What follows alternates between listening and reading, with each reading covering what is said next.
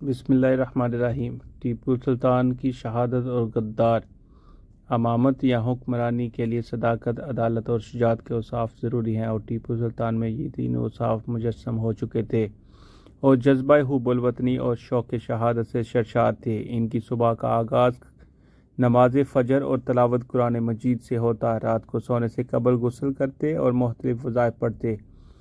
انہوں نے سرنگا پٹم میں ایک انتہائی خوبصورت مسجد اعلیٰ کی تعمیر کرائی۔ 17 مئی 1790 میں عید الفطر کے دن اس میں پہلی نماز پڑھنے کا وقت آیا تو اس موقع پر اپنے وقت کے بڑے علماء کرام موجود تھے۔ ٹیپو سلطان کی تمنا تھی کہ اس افتتاحی نماز کی امامت کوئی ایسی بزرگ شخصیت کرے جس کی کبھی کوئی فرض نماز قضا نہ ہوئی ہو، تاہم کوئی آگے نہیں آیا۔ چنانچہ ٹیپو سلطان کو امامت کی سعادت خود حاصل کرنا پڑی۔ ٹیپو سلطان کو اس حقیقت کا ادراک تھا کہ انگریز سامراج پورے ہندوستان پر قابض ہونا چاہتے ہیں تاکہ یہاں کا مال و دولت لوٹ سکیں۔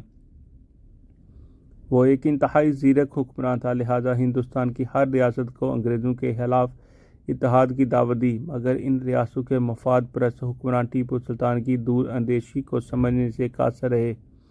دوسری طرف انگریزوں نے بھی اپنی روایتی پالیسی تقسیم کرو اور حکومت کرو پر عمل کرتے ہوئے بعض ریاستی حکمرانوں کو باور کرایا کہ ٹیپو سلطان توسیع پسندی کا خواہش مند ہے۔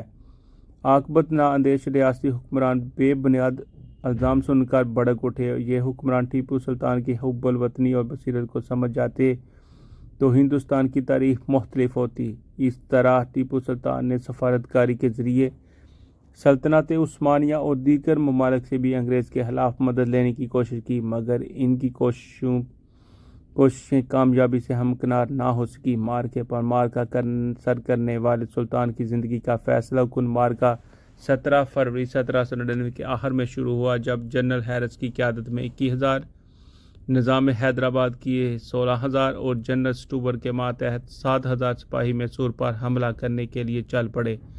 دراصل 1798 میں جب لارڈ ویزلی نے گورنر جنرل کا عہدہ سنبھالا تو اس نے سب سے پہلے یہاں کی سیاسی حالات کا بغور جائزہ لیا اور یہ نتیجہ اخذ کیا کہ ماسوائے میسور کے ہندوستان کی بقایا تمام ریاستی باہمی اختلاف اور اندرونی انتشار کے باعث روبہ زوال ہیں۔ پورے ہندوستان کو برطانیہ کے زیر اثر آنے میں اگر کوئی رکاوٹ ہے تو صرف اور صرف ٹیپو سلطان ہے۔ چنانچہ سب سے پہلے اس نے ٹیپو سلطان کے بیرونی روابط ختم کرنے کی منصوبہ بندی کی۔ اس کے تحت فرانس کے فرمانروا نپولین بوناپارٹ کے بحری بیڑے کو بحیرہ روم میں غرق کر دیا گیا تاکہ حسب وعدہ فرانسیسی افواج کی ٹیپو سلطان کی مدد کے لیے ہندوستان نہ پہنچ سکے۔ سلطنت عثمانیہ کا خلیفہ سلطان سلیم تو پہلے ہی ٹیپو سلطان کو انگریزوں کے خلاف نہ لڑنے کا مشورہ دے چکا تھا۔ ٹیپو سلطان سے ہمدردی رکھنے والی متعدد ریاستیں خود اپنے دفاع میں مصروف تھیں، وہ کیا ٹیپو سلطان کی مدد کے لیے آتی؟ مراٹھے اور نظام آف حیدرآباد رہ جاتے۔ چنانچہ لارڈ ویزلی نے ان پر کام شروع کر دیا۔ 22 اکتوبر 1798 کو انگریزوں اور نظام حیدرآباد کے درمیان معاہدہ طے پا گیا، جس کی بدولت نظام آف حیدرآباد کی طرف سے ٹیپو سلطان کے خلاف انگریزوں کی مدد کو یقینی بنا لیا گیا۔ اس معاہدے کی روح سے نظام حیدرآباد انگریزوں کی گزرگاہ بن گیا۔ جہاں تک مرہٹوں کا تعلق ہے، انگریزوں نے ایک سابقہ معاہدے کے تحت عملی طور پر انہیں غیر مؤثر کر دیا۔ ویزلی کو جب اس امر کا یقین ہو گیا کہ اب ٹیپو سلطان کو کسی طرف سے کوئی مدد نہیں مل سکتی تو وہ جنگ کے بہانے تلاش کرنے لگا، کیونکہ انگریزوں کے حلیف بھی بلا وجہ ٹیپو سلطان سے جنگ کے لیے تیار نہ تھے۔ اس دوران انگریزوں نے ٹیپو سلطان کی حکومت کے کچھ ملت فروش وزراء سے بھی ساز باز کر لی اور ان سے عہد لیا کہ وہ انگریز افواج کے حملے کے وقت ٹیپو سلطان سے غداری اور انگریزوں سے وفاداری کا مکروہ کھیل کھیلیں گے۔ دوسری جانب سے لارڈ ویزلی نے اپنے بیانات اور خطوط سے ٹیپو سلطان پر باور کرایا کہ وہ ان سے اچھے تعلقات کا خواہ ہے اور اس سے جنگ کرنے کا کوئی ارادہ نہیں رکھتے، تاہم یہ محض ایک چال تھی۔ اس کا مقصد ٹیپو سلطان کو اپنی جنگی تیاریوں اور حملے کے ارادوں سے متعلق بے خبر رکھنا تھا۔ جب حملے کی تیاری مکمل ہو چکی تو لارڈ ویزلی نے ٹیپو سلطان کو مصالحت اور جنگ سے بچنے کے لیے توہین آمیز شرائط پر مبنی ایک خط ارسال کیا۔ شیر دل ٹیپو سلطان کے نزدیک ایسی ذلت امیز شرائط قبول کرنا در حقیقت انگریزوں کی غلامی کرنے کے مترادف تھا۔ اس نے ان شرائط کو مسترد کر کے ان کا میدان جنگ میں مقابلہ کرنے کا فیصلہ کیا۔ اس معرکہ حق و باطل کے دوران جہاں ٹیپو سلطان اور اس کے جانصاروں نے ہر قدم پر جرأت ایمانی کا مظاہرہ کیا، وہاں ان کے غداروں نے قدم قدم پر ٹیپو سلطان کو دھوکہ دیا اور بغیر کسی مزاحمت کے انگریزوں کے لیے سرنگا پٹم پہنچنے کی راہ ہموار کی۔ ان غداروں میں میر صادق، میر معین الدین، میر قمر الدین، میر کاظم علی، میر غلام علی لنگڑا اور دیوان پورنیا شامل تھے۔ ان غداروں کی معاونت کے باعث انگریزوں اور ان کی اتحادی افواج نے سرنگا پٹم کا محاصرہ کر لیا۔ 4 مئی کی صبح ٹیپو سلطان نے نماز فجر مسجد اعلیٰ میں ادا کی۔ نماز کے بعد ان کے پرائیویٹ سیکرٹری میر حبیب اللہ نے عرض کیا کہ وقت کا تقاضا ہے کہ حضور جان و عزیز پر رحم فرمائیں اور اپنے شہزادوں، یتیم و آسرا کا تصور کریں۔ دوسرے الفاظ میں وہ یہ کہنا چاہتا تھا کہ دشمن سے صلح کر لیں۔ ٹیپو سلطان نے جواب دیا کہ ہم سالوں سے سلطنت ہداداد کو جو ہماری رعایا کی ملکیت ہے بچانے کی فکر کر رہے ہیں، لیکن ہمارے وزراء اور افسران ہی درپردہ اس سلطنت کی تباہی کے در پہ ہیں۔ انسان کو صرف ایک دفعہ موت آتی ہے، اس سے ڈرنا لا حاصل ہے، اس کی کوئی اہمیت نہیں کہ وہ کب آئے اور کہاں آئے۔ میں اپنی ذات کو، اپنی اولاد کو دین محمد صلی اللہ علیہ وآلہ وسلم پر نثار کرنے کا فیصلہ کر چکا ہوں۔ یہ سن کر میر حبیب اللہ خاموش ہو گیا اور دوسری طرف غداران ملک و ملت کے تعاون سے انگریز اپنے ناپاک منصوبے کو عملی جامہ پہنانے کے لیے تیار ہو چکے تھے۔ ضمیر فروشوں کے ذریعے انہیں سلطان کے عزائم کی پل پل کی خبر مل رہی تھی۔ حقیقت تو یہ تھی کہ انگریزوں کا اپنی فوج سے زیادہ ٹیپو سلطان کے ضمیر فروش وزیروں مشیروں پر زیادہ بھروسہ تھا، جو ملت اسلامیہ کے اس بطل جلیل کی پیٹھ میں چپکے سے خنجر گھونپ چکے تھے۔ ٹیپو سلطان اس آخری معرکے کے لیے اپنی تیاریوں کا جائزہ لے رہا تھے۔ کچھ ہندو نجومیوں نے ٹیپو سلطان کی خدمت میں حاضر ہو کر کہا کہ آج کا دن آپ کے لیے کچھ اچھا معلوم نہیں ہو رہا۔ ٹیپو سلطان اس بات پر ایمان رکھتا تھا کہ مال کے کائنات میں کسی دن یا رات میں بذات خود کوئی خرابی نہیں رکھی۔ اچھا یا برا صرف اللہ تعالیٰ کی مرضی سے ہوتا ہے۔ ٹیپو سلطان امکانی مصائب کو ٹالنے کی خاطر حدیث پاک پر عمل کرتے ہوئے فقراء مساکین میں صدقہ خیرات تقسیم کیے اور تاریخ میں اپنا خون پاک سے ایک نیا باب رقم کرنے کے لیے تیار ہو گئے۔ انگریزوں نے منصوبے کے مطابق سرنگا پٹم کے قلعے پر کئی طرف سے حملہ کر دیا۔ قلعے کی دیوار کے ایک حصے پر دشمن پہلے ہی شگاف ڈال چکا تھا۔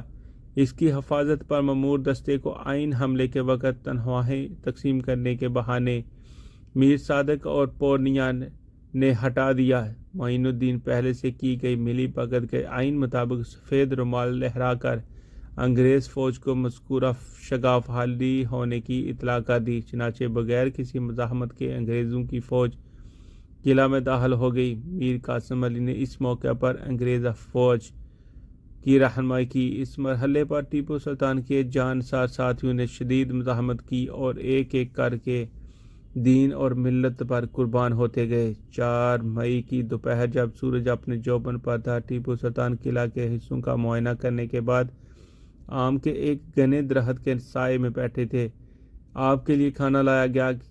ٹیپو سلطان نے بسم اللہ پڑھ کر پہلا نوالہ لیا ہی تھا کہ ایک سپاہی نے آ کر اطلاع دی کہ انگریز فوج قلعہ کے اندر داخل ہو گئی۔ اس معرکے پر سلطان شہادت کے رتبے پر فائز ہونے اور اپنے معبود حقیقی کے روبرو سرخرو ہونے کے لیے پہلے سے تیار تھے۔ چنانچہ اپنے رفقا سے کہا، لگتا ہے اب ہم کچھ ہی دیر کے مہمان ہیں، اور ہاتھ دھوئے بغیر اٹھ کھڑے ہوئے اور اپنا گھوڑا، تلوار اور 2 نالی والی بندوق اٹھا کر دشمن کی طرف چل پڑے۔ چلتے وقت انہیں راستے میں کئی ضمیر فروش وزراء ملے، جس میں میر صادق بھی شامل تھا۔ اس سے قبل وہ کچھ کہتا، ٹیپو سلطان نے اس سے کہا کہ ایسی بات نہیں کہ میں تمہاری غداری سے آگاہ نہیں، تم اپنی بے وفائی کا مزہ جلد ہی چکھو گے اور تمہاری آئندہ نسلیں تمہارے ان سیاہ کارناموں کی نحوست سے ایک ایک دانے کی محتاج ہوں گی۔ غدار ملک و ملت میر صادق نے انگریزوں کو اطلاع بھیجی کہ ٹیپو سلطان محل سے نکل کر قلعہ کے دلی دروازے کے قریب پہنچ رہا ہے۔ ٹیپو سلطان برق رفتاری سے دلی دروازے پہنچا اور کافی دیر تک انگریز فوج کا مقابلہ کرتا رہا۔ جب دشمنوں کی تعداد بڑھنے لگی تو پھر جنگی حکمت عملی کے تحت ٹیپو سلطان نے دلی دروازے سے واپس شہر میں داخل ہونے کی کوشش کی، لیکن ایسے نازک ترین لمحہ میں غدار میر صادق نے دروازہ بند کر دیا اور کمک لانے کے بہانے جانے لگا۔ ٹیپو سلطان کا ایک وفادار سپاہی اس غداری کو بھانپ گیا اور اس کو کہا، ٹیپو سلطان کو دشمن کے منہ میں دے کر خود کہاں جا رہے ہو؟ یہ کہہ کر جانسار سپاہی نے تلوار کے ایک ہی وار سے غدار کا سر تن سے جدا کر دیا۔ اس نمک حرام کی لاش 4 دن اسی جگہ پڑی گلتی سڑتی رہی۔ لاش سے اٹھنے والے تعفن سے تنگ آ کر کچھ لوگوں نے اس کی لاش دفن کر دی۔ اس کی قبر کے قریب سے جب بھی کوئی گزرتا تو نفرت سے اس کی قبر پر تھوک دیتا۔ چنانچہ غداروں کا انجام ایسا ہی ہوتا ہے۔